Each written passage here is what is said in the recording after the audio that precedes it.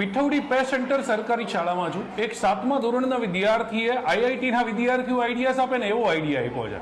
અને સંવેદનાથી સર્જનાત્મકતા તરફ આજના સમયની અંદર ટ્રાફિકની મોટી સમસ્યા એ છે કે ટુ વ્હીલર ચાલકો હેલ્મેટ પહેરીને વાહન નથી ચલાવતા, જેના લીધે દુઃખદ દુર્ઘટનાઓ ઘટિત થાય છે, અકસ્માત બને છે. એનું સોલ્યુશન આ સરકારી પ્રાથમિક શાળાના વિદ્યાર્થીએ આપ્યું છે. જેની શું સોલ્યુશન આપ્યું છે બતાવી દે ને. સર, અત્યારની સૌથી કોમન બાબત એટલે એક્સિડન્ટ.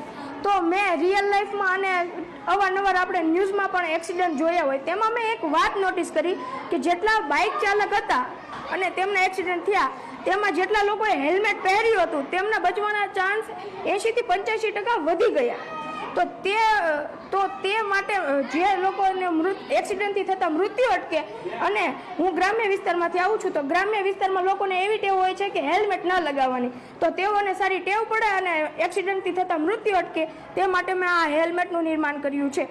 જ્યારે કોઈ પણ બાઇક ચાલક હેલ્મેટ લગાવશે ત્યારે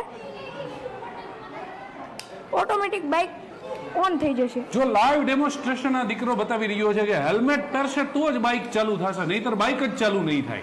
કેટલો અદ્ભુત વિચાર છે કે હેલ્મેટ ન પહેરો તો બાઇક જ ચાલુ ન થાય. બીજું એમણે એક એની અંદર એવું સેન્સર આપ્યું છે કે તમે જો ડ્રિંક કરેલું હશે તો આલ્કોહોલિક સેન્સર આપ્યું છે. And the third one is ઇમરજન્સીના કેસની અંદર જે છે એ ઇમરજન્સી સર્વિસ 108 ને જે છે એ કોલ કરી દેશે, જેનાથી અકસ્માત નિવારવા માટે 108 જેવી એમ્બ્યુલન્સ પણ મળી જશે.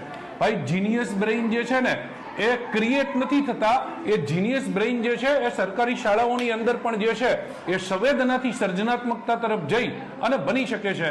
એનું બેસ્ટ એક્ઝામ્પલ જે છે આ છોકરો છે, જે આઈઆઈટીસ કે એનઆઈટીસ ની અંદર આઈડિયાસ આવે ને એવા પ્રોજેક્ટો આ સરકારી પ્રાથમિક શાળાની અંદર ભણતો 7મા ધોરણનો દીકરો જે છે બતાવી રહ્યો છે.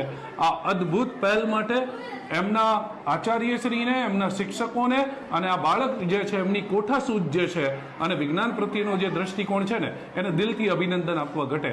ભાઈ, સરકારી શાળાની અંદર ભણતા બાળકો જે છે એ આપણા આવતીકાલના ભારતનું ભવિષ્ય છે. આ પરિકલ્પનાને જેનિલ જેવા દીકરાઓ સાર્થક કરી રહ્યા છે.